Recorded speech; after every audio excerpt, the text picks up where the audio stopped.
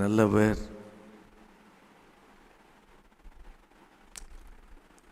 இன்றைக்கு நாம் தியானிக்க இருக்கிற தேவ செய்தியின் தலைப்பு, தெளிந்த புத்தி உள்ளவர்களாய் இருங்கள். தெளிந்த புத்தி உள்ளவர்களாய் இருங்கள். ஆண்டவர் இஸ்ரவேல் ஜனங்களை எகிப்து தேசத்தில் தலைச்சங்காரம் வராதபடிக்கு ஒரு நியமத்தை ஏற்படுத்தினார். ஆட்டுக்குட்டியின் இரத்தம் தெளிக்கப்பட வேண்டும்.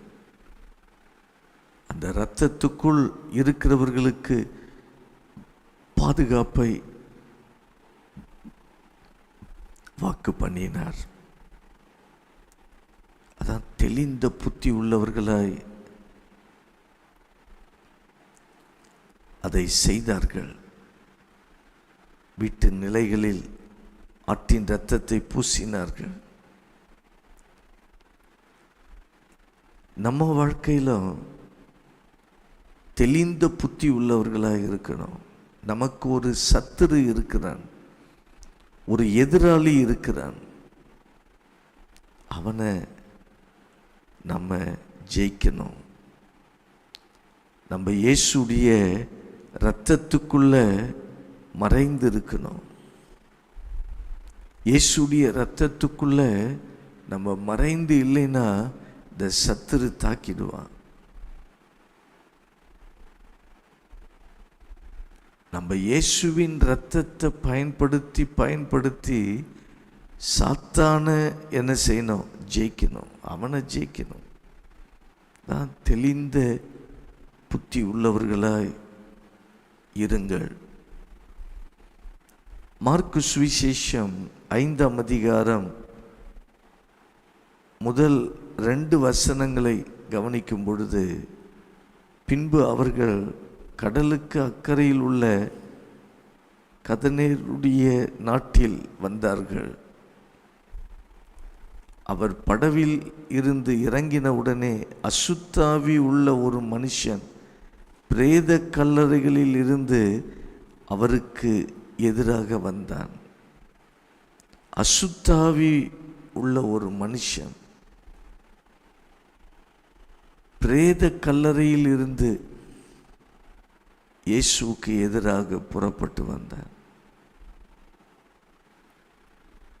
அவனுடைய குடியிருப்பு எங்க இருந்துச்சு? கல்லறை. 3வது வசனம் சொல்லுது, அவனுடைய குடியிருப்பு கல்லறைகளிலே இருந்தது. அவனை அடக்க ஒருவனாலும் கூடாது இருந்தது. பார்த்தீங்களா? பிசாசு ஒரு மனுஷனுக்குள்ள வரும்பொழுது என்ன பாடுபடுத்துகிறான் என்பதை நாம் கவனிக்க வேண்டும். ஒரு மனுஷனுக்குள்ள பிசாசு பிடிக்கும் பொழுது என்ன பாடுபடுத்துகிறான் பாருங்கள். அவனை பிசாசு என்ன பாடுபடுத்துகிறான். வீட்டில் குடும்பத்தை கவனிக்க வேண்டியவன் வேலை செய்து அல்லது தொழில் செய்து வீட்டை கவனிக்க வேண்டியவன் எங்கு குடியிருக்கிறான்? கல்லறை தோட்டத்தில் குடியிருக்கிறான். நல்ல வேலை செய்து குடும்பத்துக்கு ஆசீர்வாதமாக இருக்க வேண்டியவன் பிசாசுக்கு இடம் கொடுத்து அந்த பிசாசு அவனை ஆட்டி படைத்து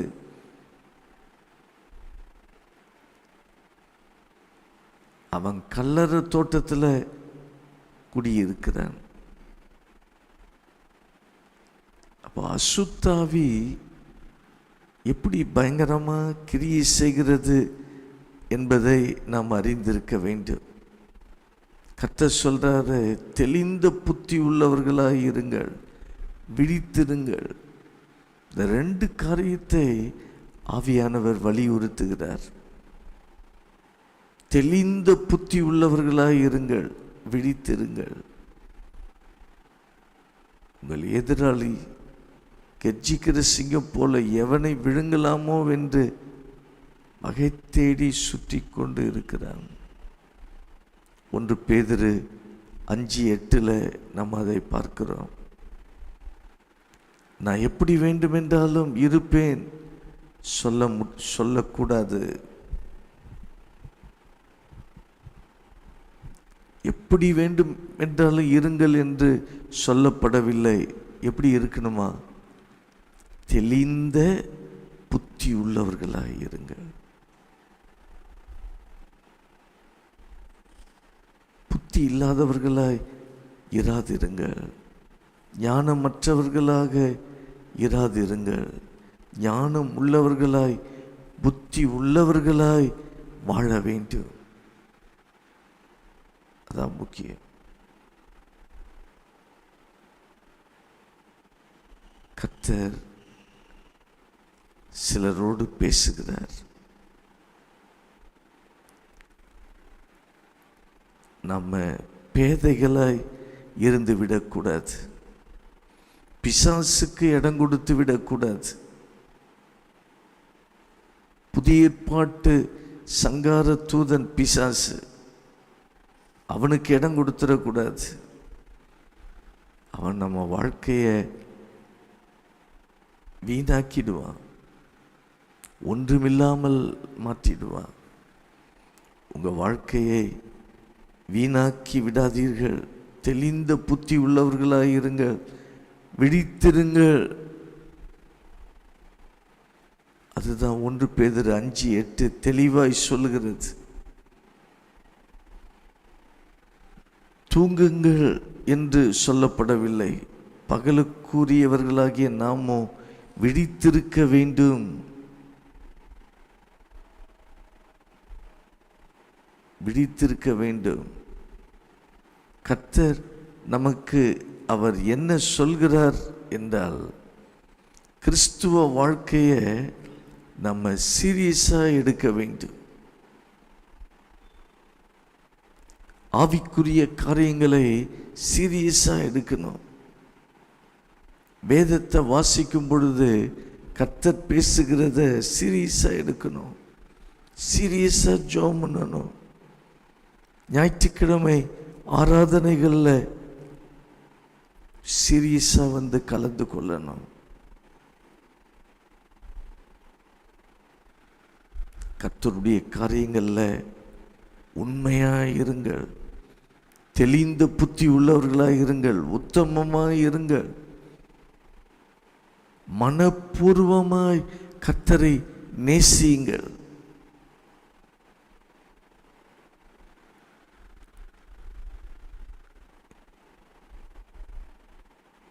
இங்கேயும் அங்கேயும் இருக்கக்கூடாது. இங்க ஒரு கால் அங்க ஒரு கால் இருக்கக்கூடாது.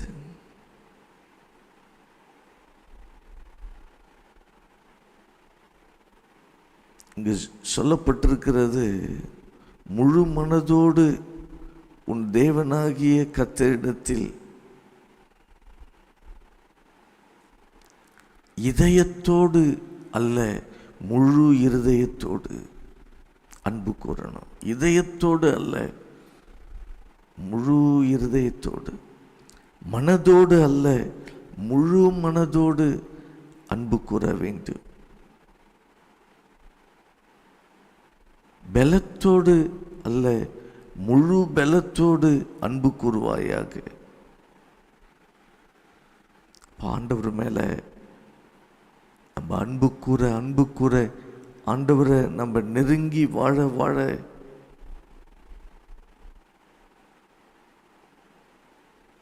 வேதம் சொல்கிறது, தேவனிடத்தில் சேருங்கள், அப்பொழுது அவர் உங்களிடத்தில் சேருவார். தேவனிடத்தில் சேரணும். கர்த்தர் சொல்கிறார், புத்தி உள்ளவர்களாய் இருங்கள், விழித்திருங்கள், விழிப்பாயிருங்க, கவனமாயிருங்க.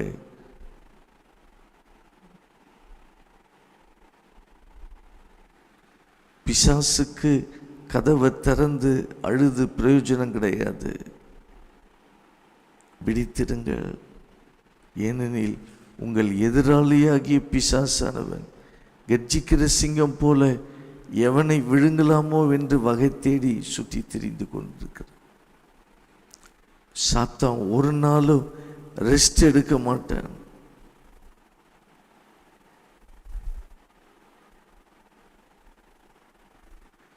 அவன் என்ன மாதிரி வேலை செய்யறான் பாருங்க.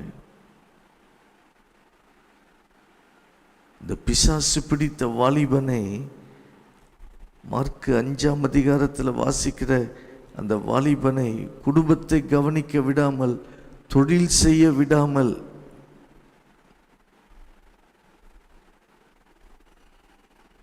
அவன் குடும்பத்தை நடத்த விடமாட்டான். பிசாசு சுற்றி கொண்டு இருக்கிறவன், பிரேத கல்லறை தோட்டத்தில் அலைந்து கொண்டிருக்கிற பிசாசு வேலை செய்ய விடமாட்டான், தொழில் செய்ய விடமாட்டான், ஒன்றையும் செய்ய விடமாட்டான். நீ நல்லா ஃப்ரீயாயிரு அப்படின்னு வஞ்சித்து விடுவான். நீ அமைதியா உட்கார்ந்து போனை நோண்டி கொண்டு இரு. பிசாசு இப்படிப்பட்ட தீமைக்குள்ள நடத்தக்கூடியவன். நமக்கு எச்சரிப்பின் சத்தம் தேவை. விசேஷமாய் வாலிப பிள்ளைகளுக்கு தேவை. அந்த வாலிபனை அடக்க ஒருவனாலும் கூடாது இருந்தது.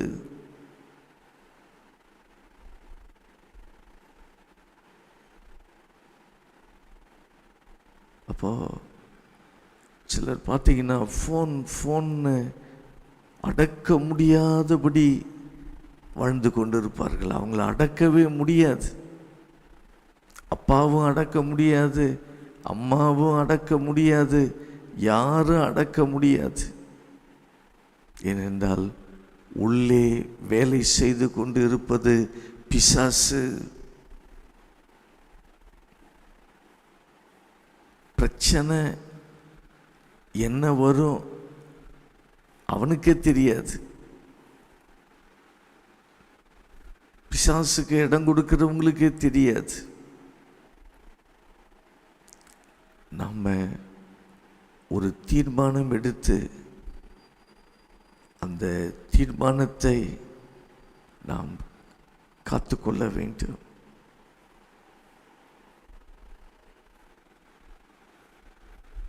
சாத்தானுக்கு இடம் கொடுத்து விடக்கூடாது. வேதம் சொல்கிறது, அவனை கட்ட ஒருவனாலும் கூடாது இருந்தது.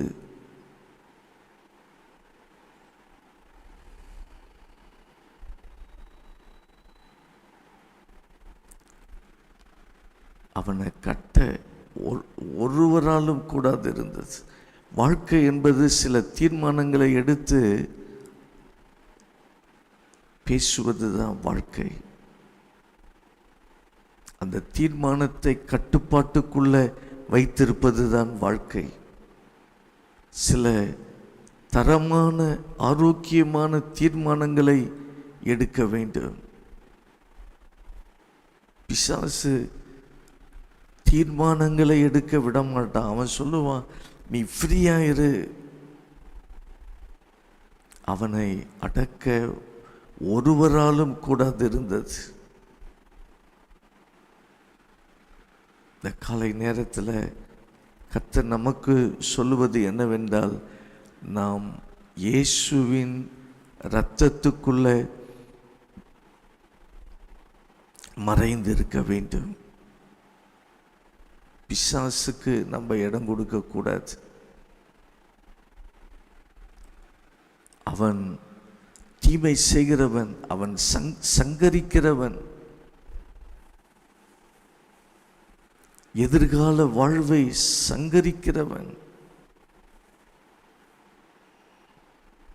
எதிர்கால வாழ்வை நாசமாக்க கூடியவன். இதைத்தான் தெரிந்து கொள்ளணும். அதனால தான் நம்ம இயேசுடைய இரத்தத்தை பயன்படுத்தணும். இயேசுவின் இரத்தத்துக்குள்ளே தான் நமக்கு பாதுகாப்பு இருக்கிறது. இயேசுவின் இரத்தத்தை அறிக்கை செய்யணும், இயேசுவின் இரத்தத்தை துதிக்கணும், இயேசுடைய இரத்தத்துக்குள்ள மறைந்திருக்கணும். இதில் தான் நமக்கு தெளிந்த புத்தி வரணும். எனக்கு இயேசுவின் இரத்தம், சிந்தப்பட்ட இயேசுடைய இரத்தம் இருக்கிறது, அதை யூஸ் பண்ணணும். அதுக்கு தான் தெளிந்த புத்தி.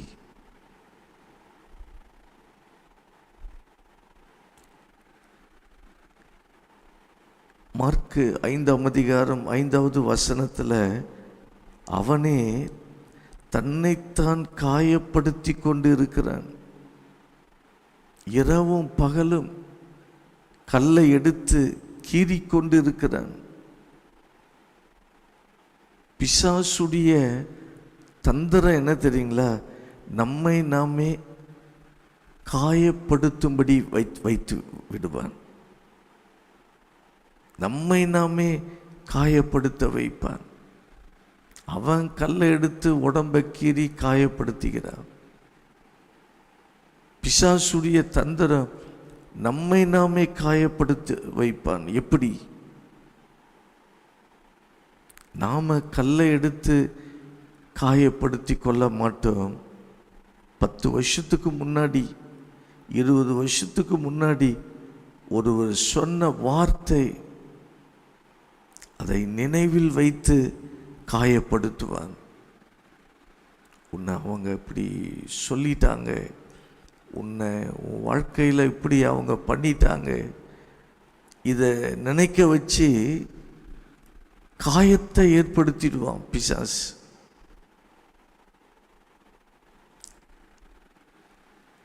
அந்த காயங்களை நீங்க நினைக்கல, பிசாசு நினைக்க வைக்கிறான். அவன் கிரியை செய்கிறான். இப்படி காயப்படாதவர்கள் ஒருவரும் கிடையாது. என்றைக்கோ நடந்த ஒரு எதிர்மறையான காரியம், எதிர்மறையான வார்த்தை, எதிர்மறையான செயல் எத்தனை வருஷத்துக்கு நினைத்து கொண்டிருப்பாய்? எத்தனை வருஷத்திற்கு அதையே யோசித்து கொண்டு இருப்பாய்?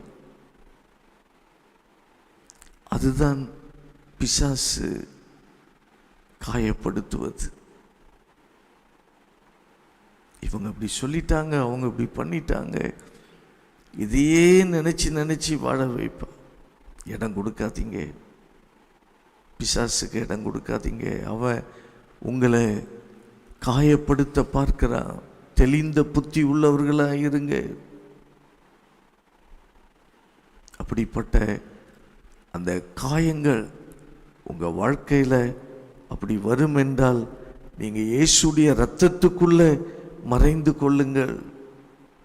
அதற்கு தான் கர்த்தர் பேசுகிறார். உடனே இயேசுடைய இரத்தத்தை என் மேலே தெளிக்கிறேன், இயேசுடைய இரத்தத்துக்குள்ளே என்னை மறைத்து கொள்கிறேன், அறிக்கை செய்யுங்கள். நீங்க இப்படியே காயங்களை, பிசாசு கொடுக்கிற காயங்களை நினைத்து கொண்டு இருப்பதினால் ஒன்று நடக்க போகிறது இல்லை. அதனால தான் விழித்திருக்கும்படி கர்த்தர் பேசுகிறார். தெளிந்த புத்தியோடு வாழ்வதற்கு கர்த்தர் பேசுகிறார். இயேசுவின் இரத்தத்தை பயன்படுத்துங்கள். இப்போ தெளிந்த புத்தியோடு இருங்கள்னா என்ன அர்த்தம்? இயேசுடைய இரத்தத்தை பயன்படுத்தணும்.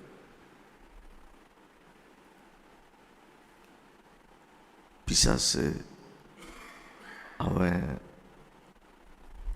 நம்மை காயப்படுத்தி கொண்டே இருப்பான். அவனுடைய வல்லமையிலிருந்து நம்ம விடுவிக்கப்படணும். அதுக்கு தான் இயேசுடைய இரத்தத்தை பயன்படுத்தணும். இயேசுடைய இரத்தத்தை நம்ம துதிக்கணும், அறிக்கை செய்யணும். நான் இரத்த கோட்டைக்குள்ளே இருக்கிறேன், அறிக்கை செய்யணும். அதுக்கு தான் தெளிந்த புத்தி உள்ளவர்களாக இருக்கணும். ஒரு விழிப்புக்குள்ள வந்துவிட வேண்டும். 1 பேதுரு 5:8 ரொம்ப முக்கியமான வசனம். கர்த்தர் நமக்கு அந்த தெளிந்த புத்தியை கொடுப்பாராக. ஜெபம் பண்ணுவோம். நல்ல ஆண்டவரே, எங்களுக்கு தெளிந்த புத்தியை தாங்கப்பா. பிசாசு எதிராளி, அவன் கிரியை செய்து கொண்டே இருக்கிறான். அவனுடைய எந்த செய்கைக்குள்ளாக நாங்கள் மாட்டிவிடக்கூடாது. எங்களுக்கு கிருபைகளை தாங்க ஆண்டவரே. உங்கள் பிரசன்னத்தை தாங்கப்பா. அவன் எங்களை காயப்படுத்த பார்க்கிறான். எத்தனையோ வருஷத்திற்கு முன்பாக நடந்த சம்பவங்களை எல்லாம் நினைவு கூற வைத்து காயப்படுத்த பார்க்கிறான். நாங்கள் இடம் கொடுக்கக்கூடாது. தெளிந்த புத்தி உள்ளவர்களாக இருக்கணும். இயேசுடைய இரத்தத்துக்குள்ள மறைந்து இருக்க வேண்டும். கிருபைகளை தாங்க, பிரசன்னத்தை தாங்க. இந்த நாள் முழுவதும் தேவ சமூகம் எங்களை வழி நடத்தட்டும். இயேசுவின் நாமத்தில் ஜெபிக்கிறேன் நல்ல பிதாவே, ஆமேன், ஆமேன். கர்த்தர் உங்களை ஆசீர்வதிப்பார். தோத்திரம்.